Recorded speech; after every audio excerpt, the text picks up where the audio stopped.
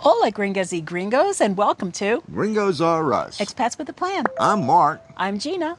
This week, we're going to take you to Tangamanga Park in San Luis Potosi, coming up next.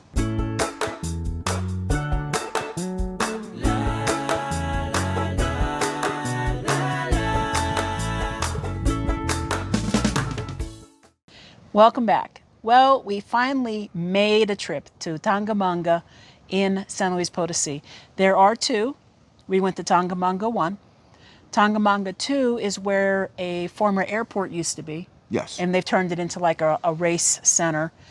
But we went to Tangamanga 1. Tangamanga 1 used to be a hacienda and tannery. And it got converted into a public park or an urban park, I want to say in the 1980s.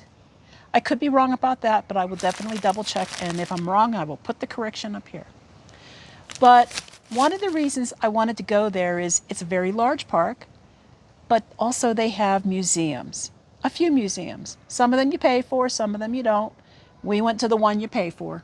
That is actually just outside the park. It is not officially part of the park. It is what it is.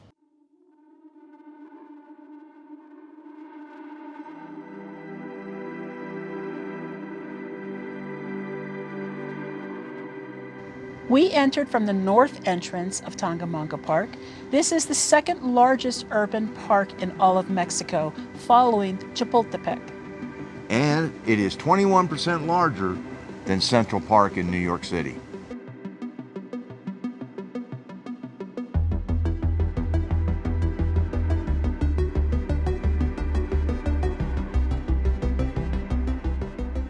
The Labyrinth Museum is not officially part of Tangamanga Park. It's located outside the southern edge of the park with easy access to it. What an experience.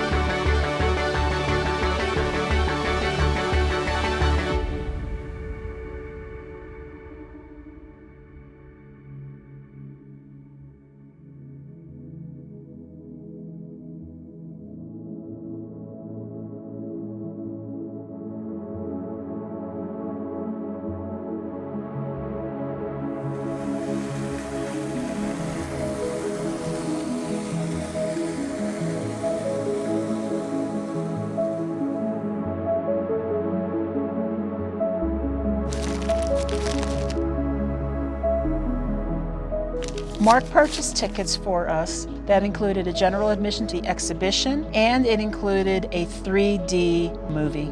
And the observatory so we could go look at the sun. That is right.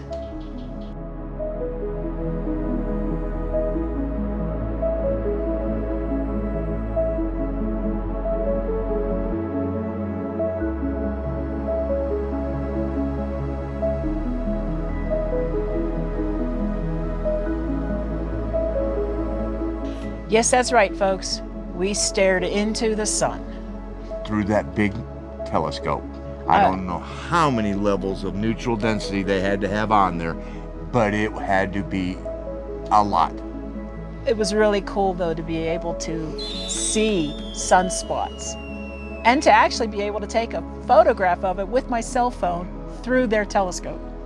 It would have been cool to have made our way back there at night to have seen the stars, because if we got to see the sun that way, I can only imagine seeing the other planets and everything else would have been exemplary.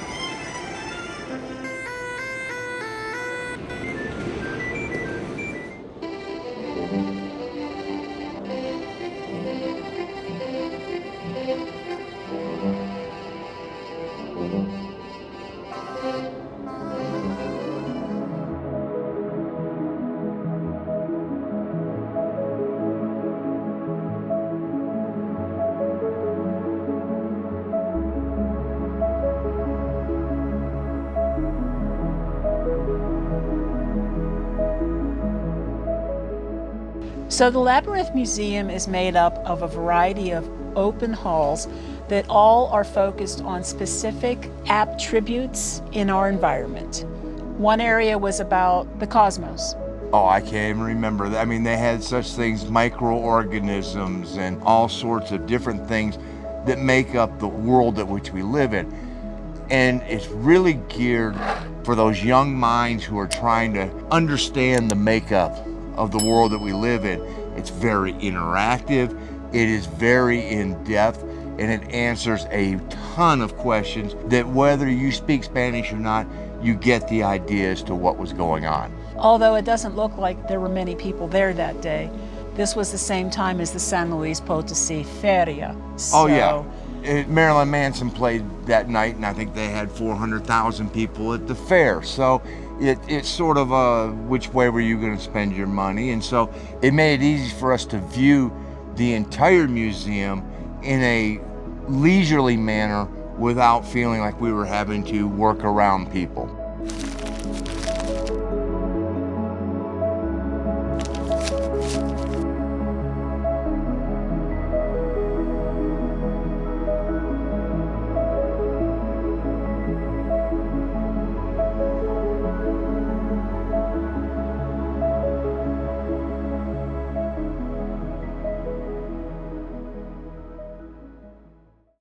Warning: the following content depicts animals in varying stages of medical dissection.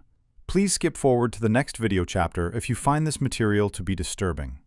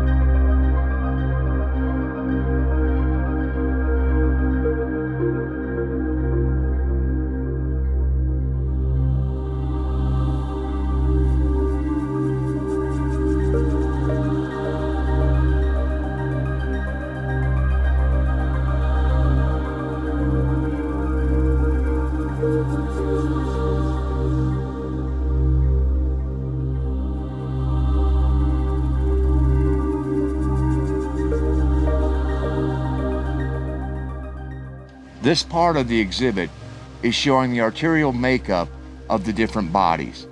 It is using a process where they actually inject the capillaries, arteries, veins with the plastic so that they are maintained in their original form.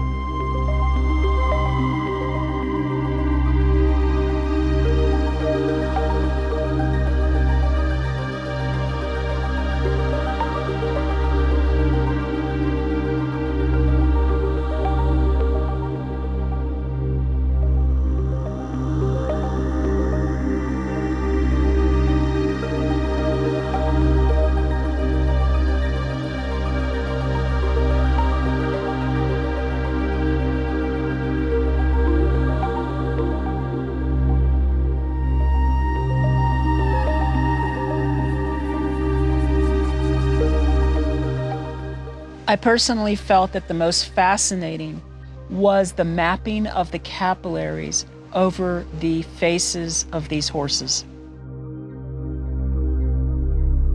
We rounded out our visit with a 3D movie regarding the conservation of pandas in China. It was extremely interesting to see life in China and how they rescued these pandas.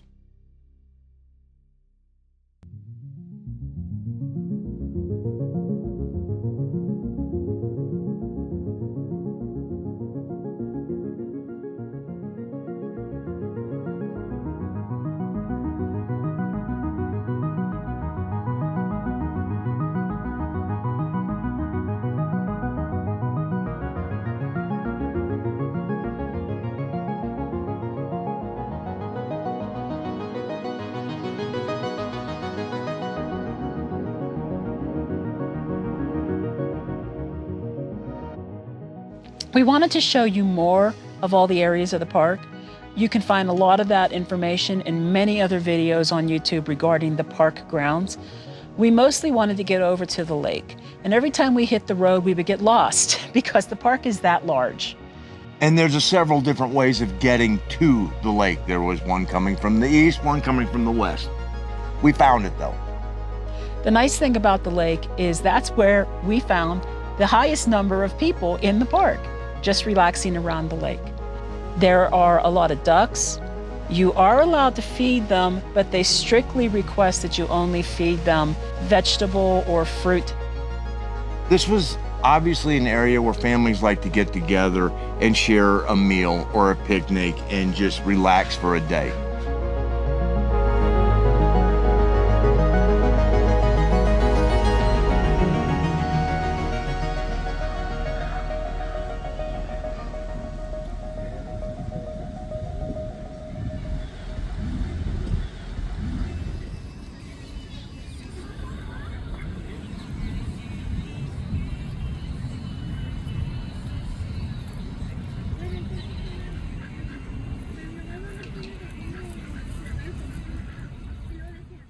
This park is really designed to utilize any aspect that the family's looking for, whether it's the numerous, and I do mean numerous, playgrounds for the children, the different sporting fields. Of course, there's soccer, American football, baseball, tennis. Am I leaving anything out as far as? I think that's Disc golf. disc golf. They had a water park for children, which is an extra fee. Yep. They had a few museums on the ground, one of them being the original hacienda. There are picnic areas, as you mentioned, a whole lot of them. There is even an area for you to do, what, radio air? Yes, the radio-controlled aircraft, which has a few of the Mexican Air Force planes that are on display there as well. It just, every time you go someplace, it is a new little area and a new little world. I mean, they have Biking trails are biking everywhere. trails, walking trails. There's even like a dirt bike racetrack. Mm-hmm. I can't even tell you. There's so many things around this park. There's a lot. And you could literally spend a week in there if you tried to avail yourself and participate in everything that it has to offer. That is our very brief tour of Tangamanga Park with a large focus on the Labyrinth Museum. We hope that you enjoyed that. If you did, please give us a thumbs up. We sure do appreciate it. We are Gringos R Us. Expats with a plan. Remember, we're doing it. You can too. Over here. In the jungle gym? Videos that you might want to watch. Wow, they can do some tricks. Hasta la próxima. Adios.